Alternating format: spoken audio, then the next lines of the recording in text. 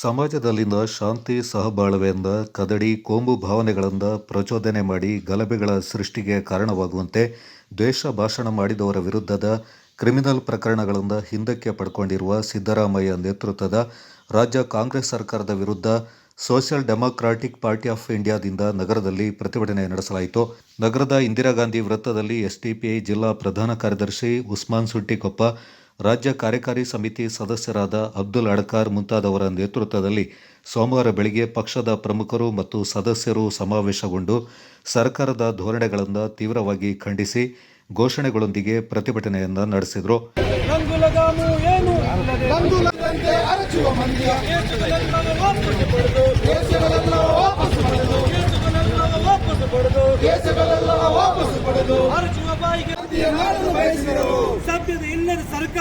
ಸಭ್ಯತೆ ಇಲ್ಲದ ಸರ್ಕಾರ, ಸರ್ಕಾರಂತೆ ಸರ್ಕಾರ,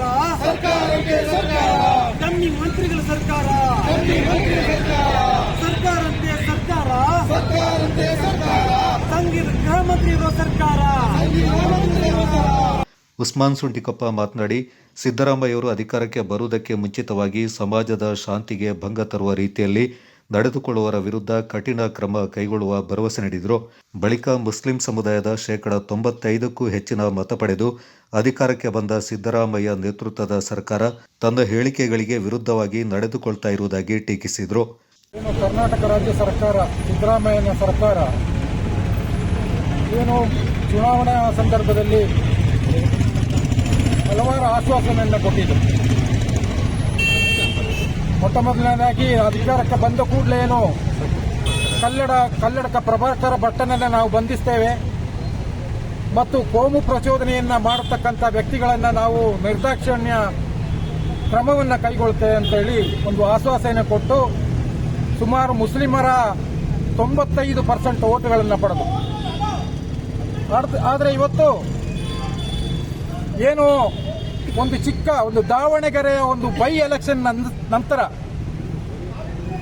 ಏನು ಮುಸಲ್ಮಾನರು ಒಂದು ಕಡೆ ಕ್ರೋಢೀಕರಣ ಆಗ್ತಾರೆ ಅನ್ನತಕ್ಕಂಥ ಒಂದು ಸಂದರ್ಭದಲ್ಲಿ ಸುಮಾರು 19,000 ಮತಗಳನ್ನು ಎಸ್ಡಿಪಿಐ ಪಡೆದ ನಂತರ ಅವರು ಮೊಟ್ಟ ಮೊದಲನೇದಾಗಿ ಸುಮಾರು ಬಿಜೆಪಿ ಸರ್ಕಾರದಲ್ಲಿ ಏನು ಹಿಜಾಬನ್ನು ಬ್ಯಾನ್ ಮಾಡಿದ್ರು, ಆ ಹಿಜಾಬನ್ನು ತೆಗೆಯತಕ್ಕಂಥ ಕೆಲಸವನ್ನ, ಅದರಲ್ಲಿ ಮುಸಲ್ಮಾನರನ್ನ ಓಲೈಸುವಂತ ಒಂದು ಕೆಲಸವನ್ನ ಇವತ್ತು ಸಿದ್ದರಾಮಯ್ಯ ಸರ್ಕಾರ ಮಾಡಿದೆ.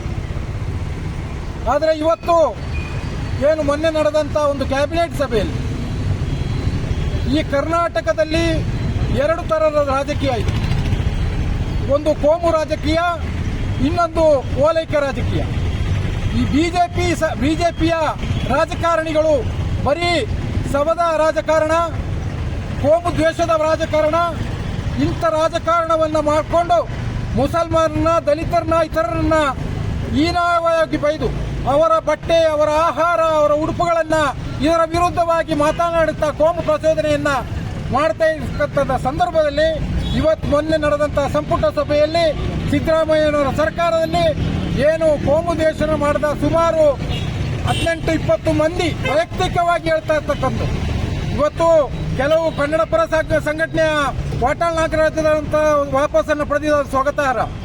ಆದರೆ ಇಂಥ ಕೋಮುವಾದಿ, ಕೋಮು ಹೇಳಿಕೆಯನ್ನ ಕೊಟ್ಟಿರ್ತಕ್ಕಂಥ ವ್ಯಕ್ತಿಗಳನ್ನ ಕೇಸನ್ನ ಹಿಂಪಡೆದಿರೋದು ನಾವು ಖಂಡಿಸ್ತೇವೆ.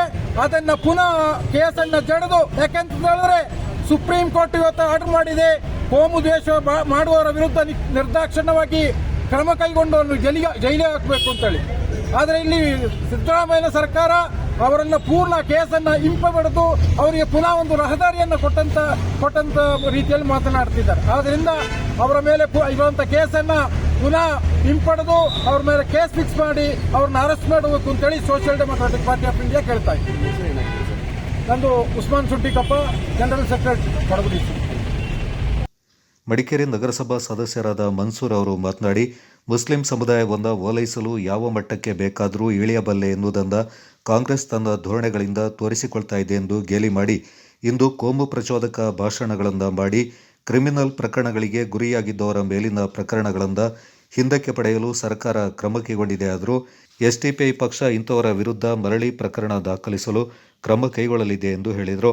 ಪ್ರತಿಭಟನೆಯಲ್ಲಿ ಎಸ್ಡಿಪಿಐ ಜಿಲ್ಲಾ ಕಾರ್ಯದರ್ಶಿ Basheer Ahmed, social democratic trade ಯೂನಿಯನ್ನ ಪ್ರಧಾನ ಕಾರ್ಯದರ್ಶಿ ಎಂಎ ಅಬ್ದುಲ್ ರಜಾಕ್, ನಗರಸಭಾ ಸದಸ್ಯರಾದ ಮೇರಿ ವೇಗಸ್, ದೀಮಾ ಅರ್ಷದ್, ಜಿಲ್ಲಾ ಸದಸ್ಯರಾದ ಅಬ್ದುಲ್ ಜಲೀಲ್, ಮಹಿಳಾ ಘಟಕದ ಅಧ್ಯಕ್ಷರಾದ ಝಕಿಯಾ ಹುರೈರಾ ಸೇರಿದಂತೆ ಹಲವು ಪ್ರಮುಖರು ಪಾಲ್ಗೊಂಡಿದ್ದರು.